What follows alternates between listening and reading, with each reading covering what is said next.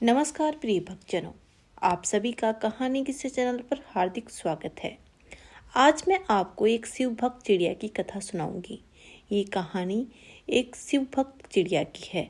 ये कहानी बहुत ही ज्ञानवर्धक कहानी है, इसलिए इस कहानी को आप पूरा जरूर सुनना। तो आइए कहानी शुरू करते हैं।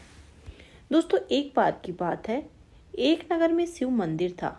उस मंदिर के पास एक बरगद का पेड़ था जिस पर एक गोरैया पक्षी का जोड़ा रहता था।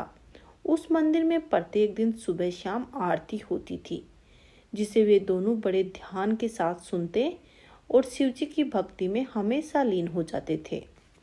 वे दोनों शिव भक्ति में इतना लीन रहते कि उन्हें अपने खाने पीने का भी कोई होश नहीं रहता था।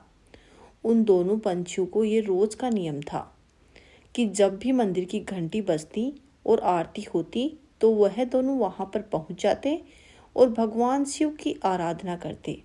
उसके बाद वे अपने और अपने बच्चों के लिए भोजन तथा पानी की तलाश में निकल जाते। उस मंदिर के बगल में ही एक बूढ़ी माँ का घर था। वो बूढ़ी माँ घर में हमेशा अकेली रहती थी, क्योंकि उस बूढ़ी औरत के कोई भी संतान नहीं थी। इस प्रकार वह अपना जीवन हमेशा अकेले ही व्यतीत कर रही थी। वह बूढ़ी औरत छत पर रोज पक्षियों के लिए दाना डालती और पानी भी रखती थी। उस बूढ़ी औरत का ये रोज का काम था। वे दोनों पक्षी भी रोज उसकी छत पे आते और रखे हुए दाने को चुगते और वहां से पानी पी लेते। फिर उसमें से अपने बच्चों के लिए भी दाना ले जाते। उस बूढ़ी माँ के कारण उन पक्षियों का जीवन भी आराम से व्यतीत हो रहा था। दोस्तों, एक दिन की बात है, वह बूढ़ी माँ बहुत ज़्यादा बीमार हो जाती है और वह बिस्तर पर पड़ जाती है। उसकी सेवा करने वाला कोई भी नहीं होता है। अब वह छत पर दाना पानी भी नहीं डाल पाती है।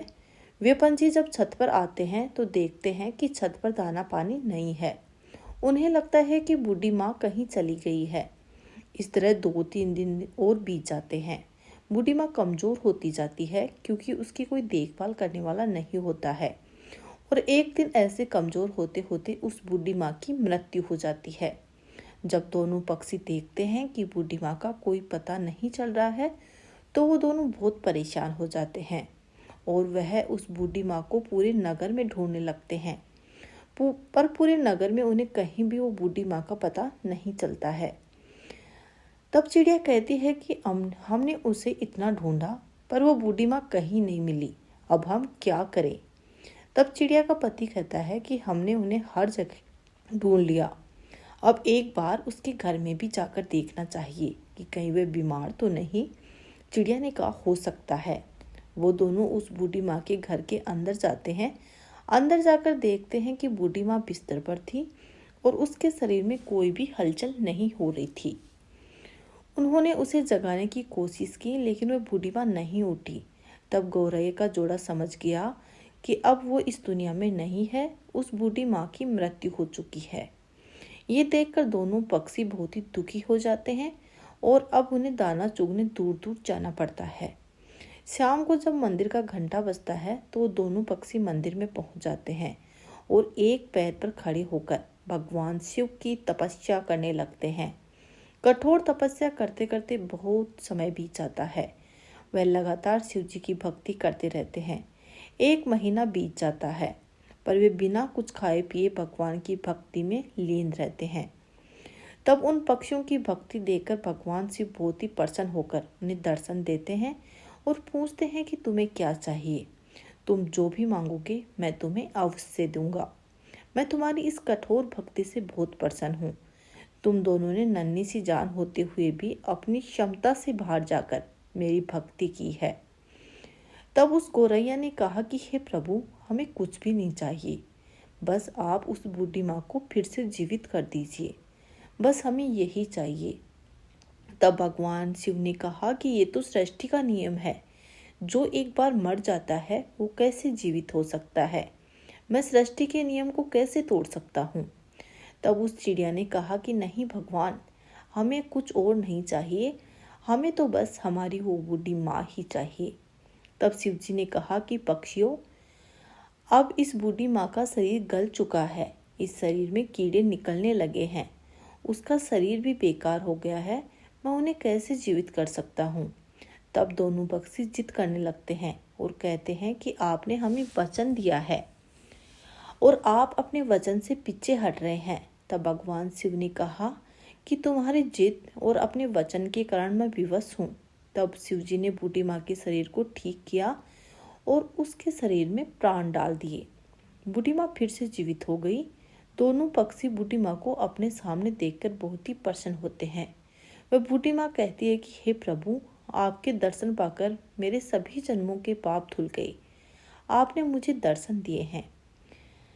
मैंने ऐसा क्या काम किया है जिस वजह से आपने मुझे फिर से जीवित कर दिया है। तब भगवान शिव ने कहा कि मैं तुम्हें तुम्हारे कर्मों के कारण जीवित नहीं किया, बल्कि इन दो पक्षियों के कारण जीवित किया है। इन दोनों पक्षियों ने एक पैर पर खड़े होकर मेरी आराधना की है। मैंने उन्हें आशीर्वाद दिया है कि उन्हीं की वजह से तुम आज जिंदा हो पाई हो। ये पक्षी वही हैं जो रोज तुम्हारी छत पर दाना चुगने और पानी पीने आते हैं।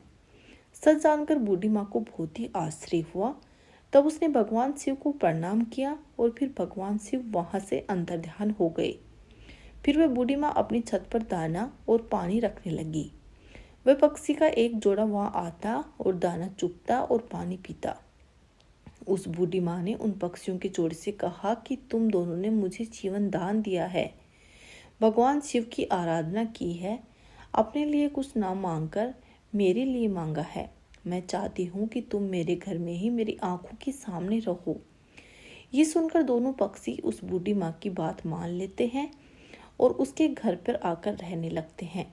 इस तरह दिन बीतते गए और बूढ़ी माँ और पक्षियों की चर्चा दूर दूर तक होने लगी कि एक बूढ़ी माँ है जो मरकर वापस से जीवित हो गई है। उसमें अजीब सी शक्तियाँ आ गई हैं। अब ढेर सारे लोग अपनी दुख और परेशानियां लेकर बूढ़ी माँ के पास आने लगे। उन लोगों को बूढ़ी माँ भगवान शिव की पूजा आराधना करने को कहती। तब वह लोग भी भगवान शिव की पूजा पाठ करते और धीरे धीरे उनके बहुत से दिन व दुख बीत जाते। बूढ़ी माँ एक दिन अपने उसी घर में जीवित समाधि ले लेती है। फिर उस स्थान पर एक भव्य मंदिर बनाया जाता है। दोस्तों, आज भी वो मंदिर गुजरात में स्थित है और उस मंदिर को चिड़िया वाली बूढ़ी माता के नाम से जाना जाता है। उस मंदिर पर गौरैया पक्षी का जोड़ा हमेशा देखने को मिलता है। बोलिए भोले शंकर की जय।